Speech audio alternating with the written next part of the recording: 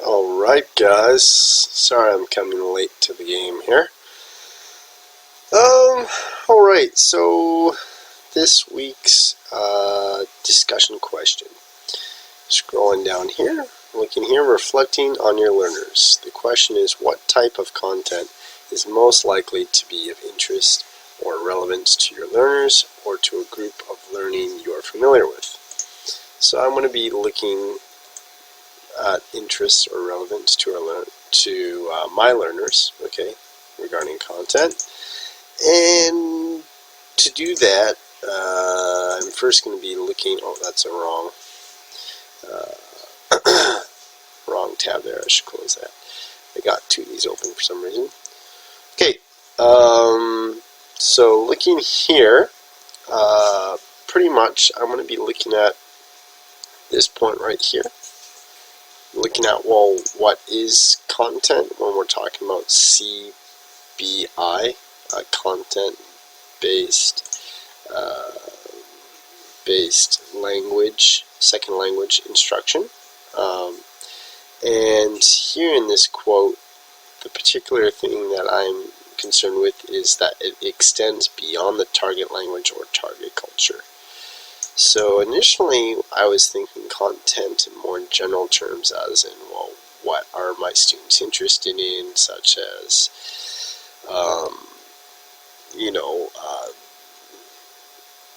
different types of movies, politics, tastes for fashion, different likes and dislikes with food, regarding content in the classroom. Now, but if I look at it in this definition, extends beyond the target language or target culture, that means that's even more specific. It doesn't deal with content that pertains to a target culture or the target language. So that would be, for example, in the target culture, English-speaking culture or Canadian or American culture, that could include food, that could include politics, that could include a wide array of things. So for me, content would be, in this definition, in this sense, certain specific subject matter, such as that would have a little bit more specialized language, such as avionics or business English or business English. I'll try not to keep this discussion too long. I know my previous discussions have been too long. Discussion posts have been too long. What was the other one? Science, social studies, etc. So in regards to this, looking at this definition, I don't really do content-based instruction at the school that I work for, the language school. I teach a wide variety, so let me just tell you what I teach. I teach a wide variety of learners, all the way from ranging from 3-year-olds to like adults. So I also do private business English lessons, which does, I guess you can say, can qualify. Now, if I'm talking about my business English lessons, the content would be situated around their specific needs, like where do they use English at their workplace, regarding emails, regarding conference calls, talking to vendors, talking with their management team, their bosses. It's an American company. You guys might have heard of it. Duty Free Shop, DFS, Tea Galleria in Okinawa, Japan. So some of the content, the specific content that's relevant to my students would be different forms of business vocabulary and business functions, such as being able to address issues or questions during conference calls with headquarters, being able to talk about store displays, and to talk about also what products are selling well, what products are not selling well, price points, etc. I'm not going to go into too much detail about that because I have a variety of other students. I also do an adult class on Saturdays. One adult class that's for basically general conversation English, and we use a textbook that is themed into certain categories, which actually Michelle actually has. Oh no, I don't know what's happening. What the heck was that? So actually in Michelle's, so I'm just going to go here. Okay, I'm going to try to keep this short, but yeah, Michelle's post here talking about, she has mostly Chinese and Vietnamese and some Middle Eastern students, and talking about certain things like Canadian culture, things to do in the city of Vancouver, the grouse grind. By the way, I'm originally from Ottawa, born in Ottawa, but I moved to Vancouver when I was 13. So yeah, grouse grind, done that like several times. Good hike, good nice steep hike. So anyways, the adult class that I do does the textbook that we do. The textbook that we do use is a communicative textbook that has themes such as like one chapter could be talking about holidays, one chapter could be talking about food, etc. And there's basically question and answers based on those themes. So I do relate to some of what Michelle is saying in her posts. I do not have a specific curriculum per se. Aside from following the text, I can go off that a little bit, but you were talking about social issues and news, like the American election. And actually before I've been teaching this class for several years now, and before using my boss's textbook, which he recently published in 2015, before that I was using breakingnewsenglish.com. I don't know if any of you have heard that before, where they had English handouts based on news.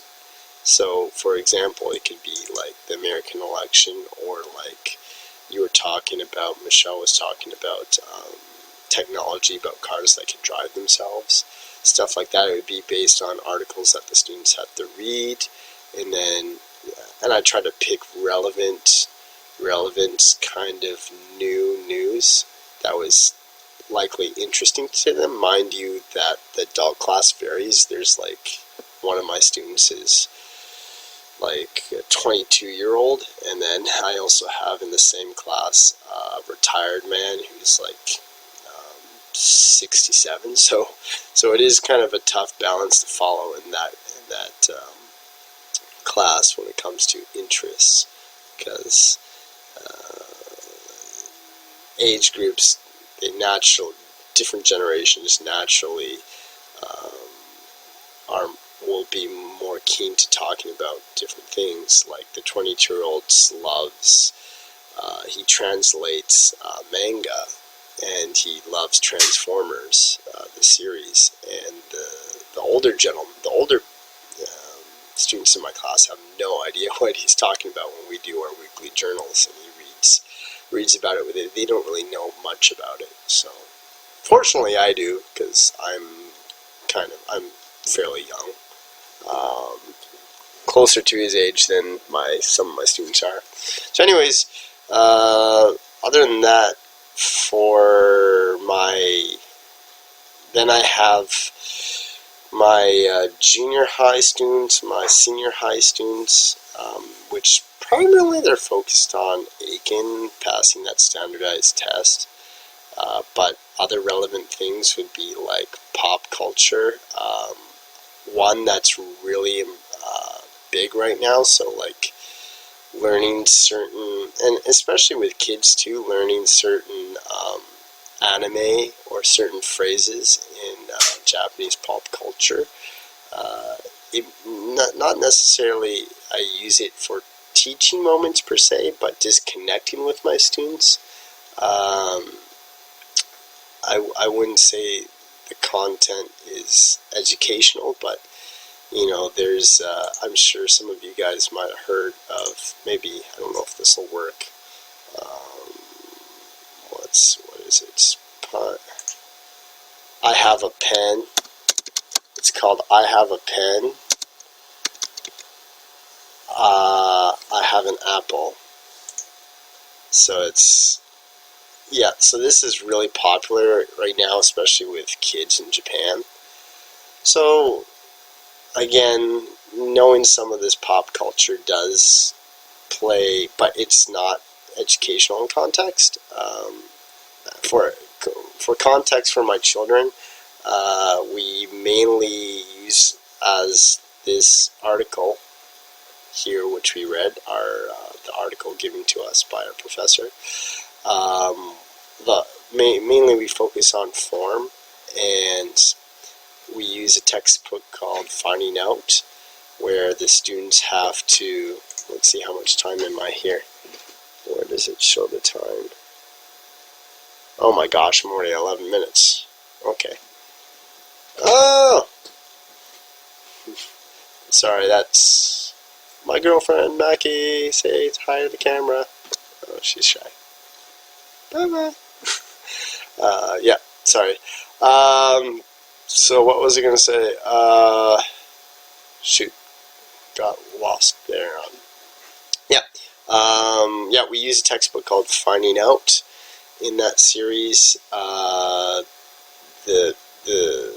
it's largely based on, it starts off with phonics, and it's themed, so there's characters in the story, and the children go on an adventure with these characters.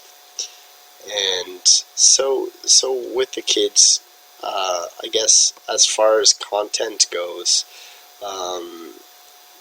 I mean, I can't really talk with the children about politics, or I could talk about some very simple basic stuff like, well, what's your favorite color, what's your likes and dislikes regarding food, and to some extent I could also use like certain English structures like and dislike when it comes to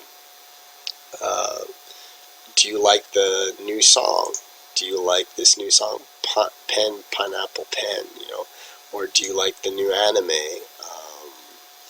So finding out what's a little bit popular with their age group helps with that, with regards to relevant content, aside from what they already have in the textbook. And other than that, I'm probably going to end it there. I hope, Josh, you're enjoying yourself over there in your vacation. And I don't know if this will work. I'm going to put this on video. It's a little bit silly, but sorry if that was really loud. It was really loud for my headphones. So yeah, this is actually really popular. It's really, really goofy, but the kids like it.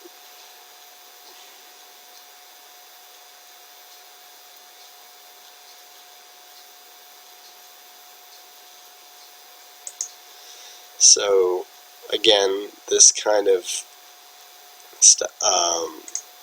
pop culture as content in the classroom, I could use it for questions in the class. If I'm looking at the verb see, seen, have you seen the music video, Pen, Pineapple, Pen?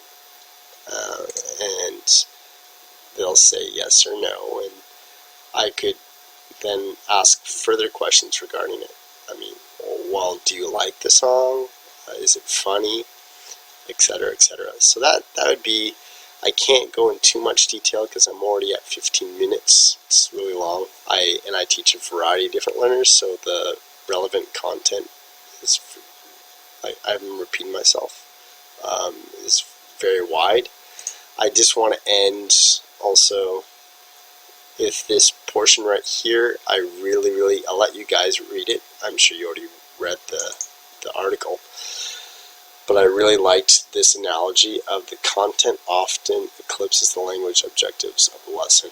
And I actually do a private lesson with a student where we look at science.